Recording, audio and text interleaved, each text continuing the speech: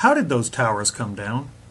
Well, before we were told what to think by the experts, let's listen to what some eyewitnesses said. Actually, devices that were planted in the building. There was another explosion that took... Huge explosion that we all heard. An explosion, And another explosion. All that evidence of explosions was quickly ignored or dismissed. The next morning, the experts had already figured out how those towers fell.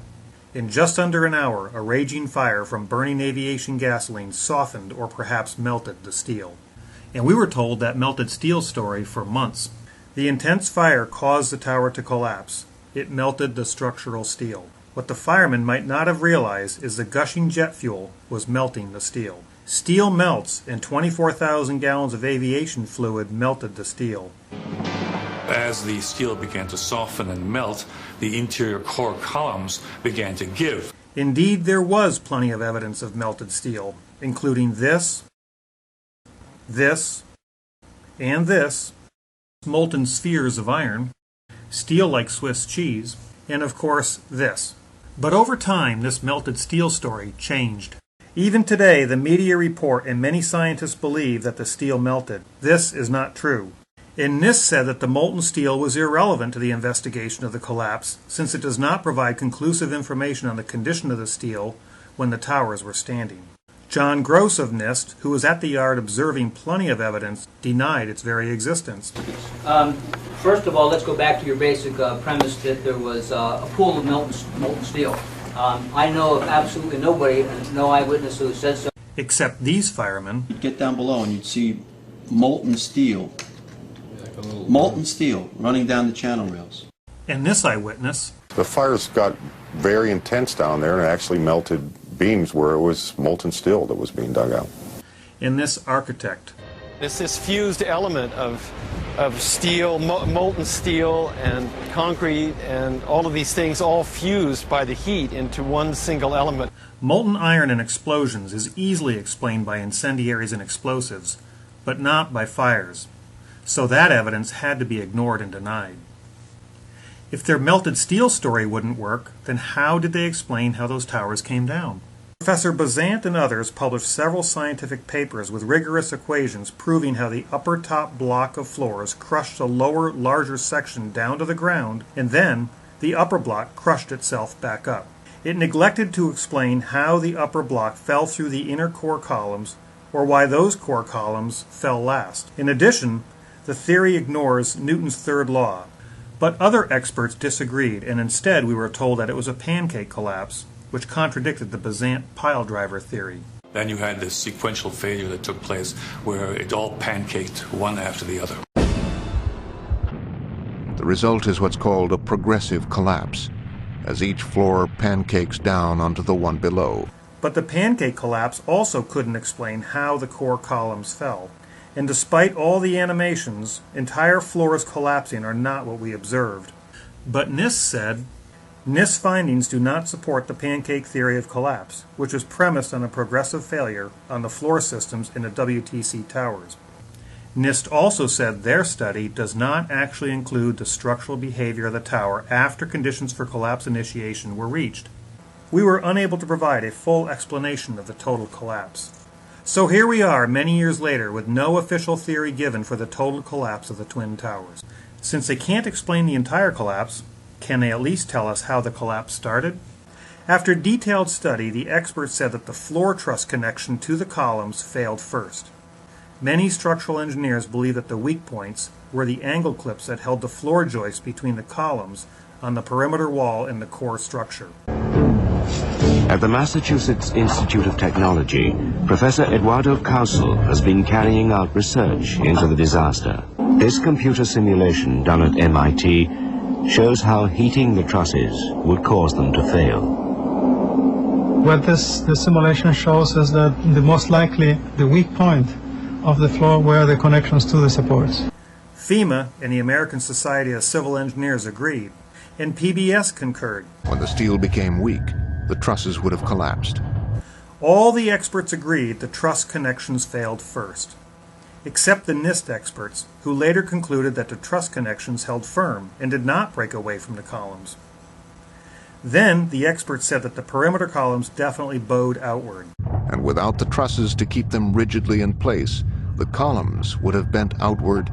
And the FEMA study showed animations of this outward bowing in their study. There was no doubt that the columns bowed outward. That is, until the NIST experts said that the columns definitely bowed in.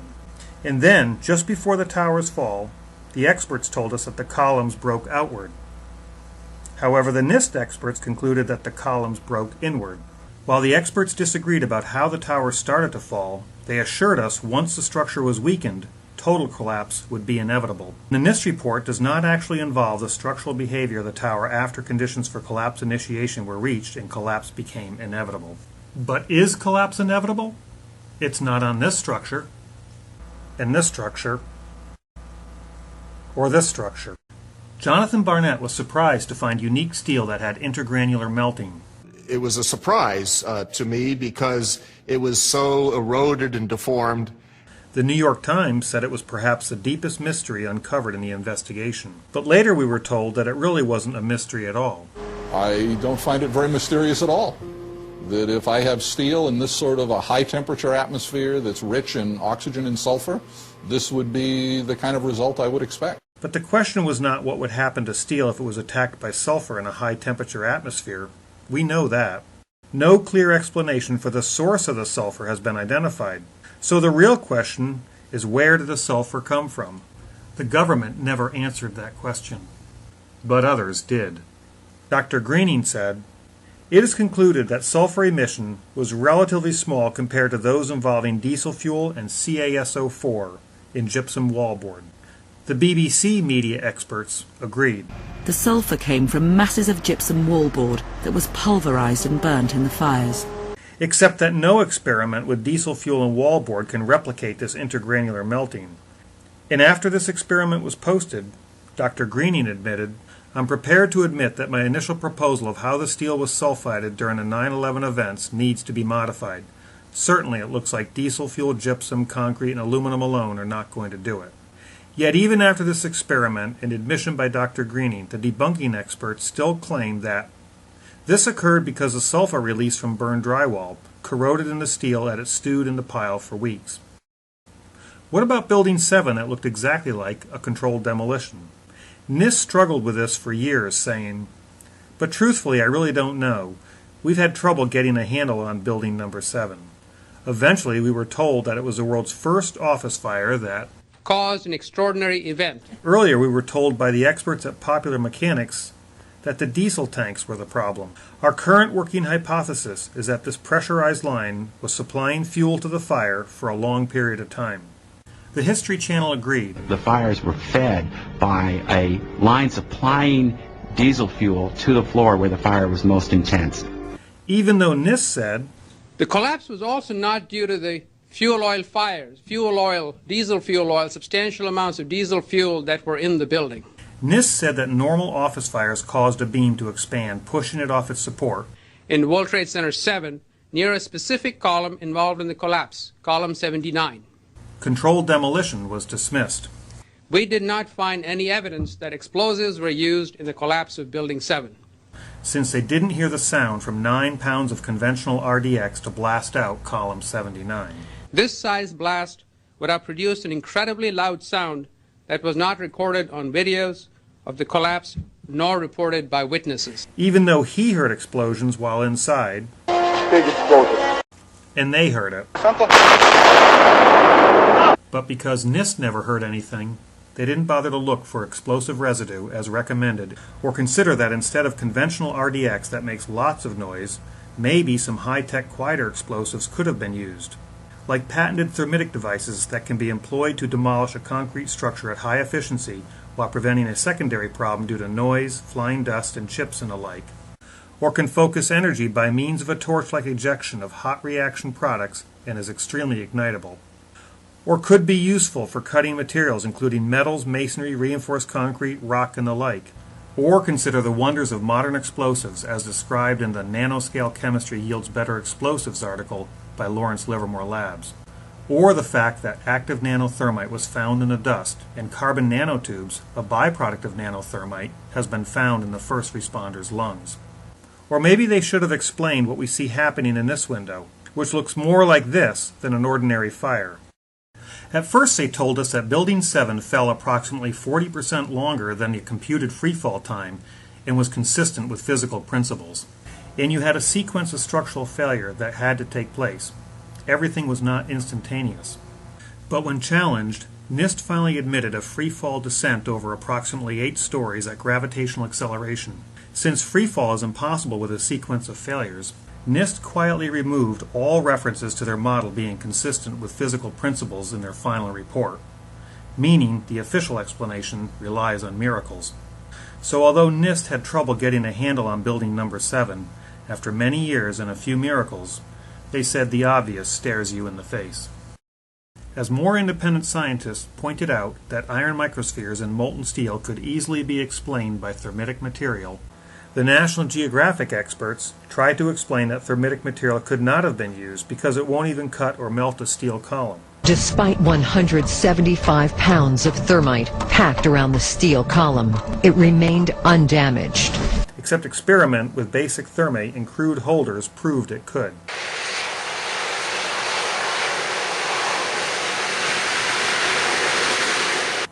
Like National Geographic, the BBC got a real expert, once again to prove to its viewers that thermite cannot melt steel beams. So I found them a real buffin, a thermite expert from the University of California. Just be prepared to put a safe distance between you and the reaction. Oh my God! Unfortunately for them, it's clear that 3 kilos of thermite has barely affected the steel beam at all. Unfortunately for the BBC,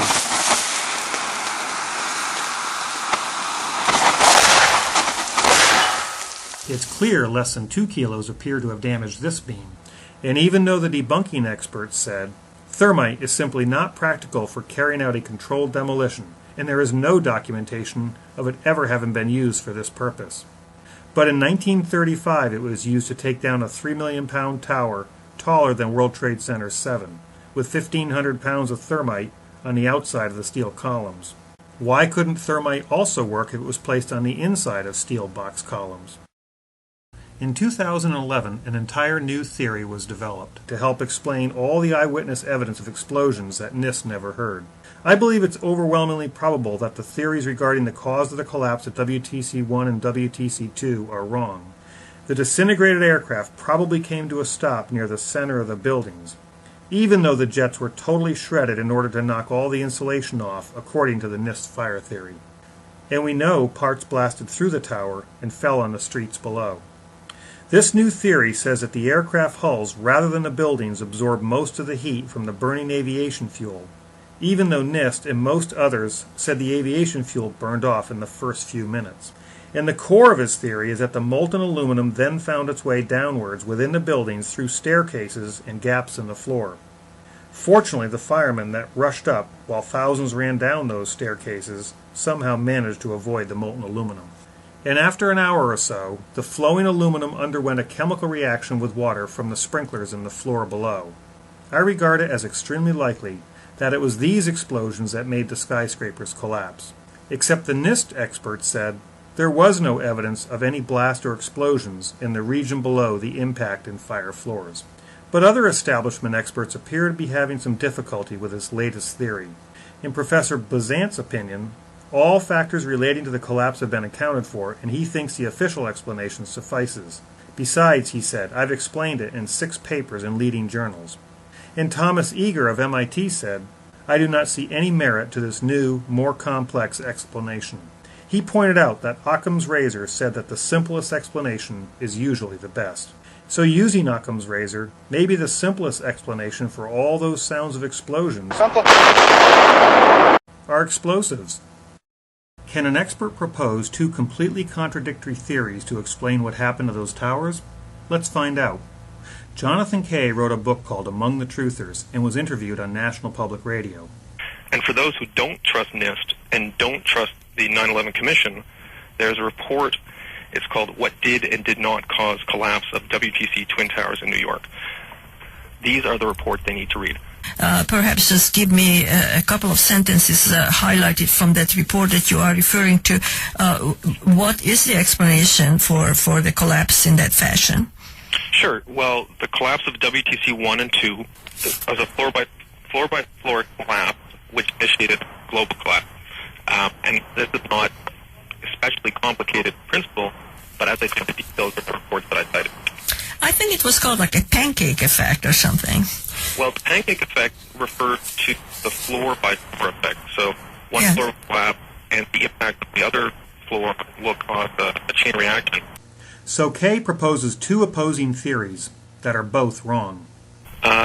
In 3 years of interviewing and debating conspiracy theorists, I don't think I have ever won an argument. I think we understand why. So let's review what the experts told us. There were explosions. There were no explosions. The fires melted the steel. The fires didn't melt the steel. The truss connection broke. The truss connection didn't break. The columns bowed out. The columns bowed in. Building 7 didn't free fall. Building 7 free fell. The sulfur came from the gypsum. Sulfur didn't come from the gypsum. Collapse was inevitable, although it's not inevitable. The experts can't melt steel with thermite, but a novice can. In all the theories we've been told by the media and institutional experts, their melted steel theory is wrong because those fires are too cold to melt that steel. Their crush-down, crush-up pile-driver theory is wrong because it defies Newton's third law and doesn't match observation. The pancake theory is wrong because it defies momentum laws and cannot explain the fall of the core and does not match observation. And their aluminum sprinkler theory is wrong because there is no evidence to support it. And after years of study and millions of dollars, our government doesn't have any theory at all for the collapse, simply saying it was inevitable. And none of their theories can be demonstrated experimentally or explain the molten steel, the iron microspheres, the eutectic formations, free fall, uniform acceleration with no jolts, nanothermite, and much more. So what theory do you believe? Most people would rather believe the corporate media and mainstream experts, even if their theories are wrong and don't make sense. But if you have the courage to look at all the evidence and to independently think using basic laws of physics, you will clearly see the elephant the experts are desperately trying to hide. They want us to never forget 9/11, but also want us to never remember the uncomfortable evidence. Because the experts told us, the investigation team has studied every possible scenario, except the controlled demolition scenario that best addresses all the evidence, and was clear that very first day before the experts had the chance to hide that elephant. This was clearly, the way the structure is collapsing, this was the result of something that was planned. It's not accidental that the first tower just happened to collapse and then the second tower just happened to collapse in exactly the same way. How they accomplished this, we don't know. So how did those towers come down? They were intentionally blown up. The obvious stares you in the face.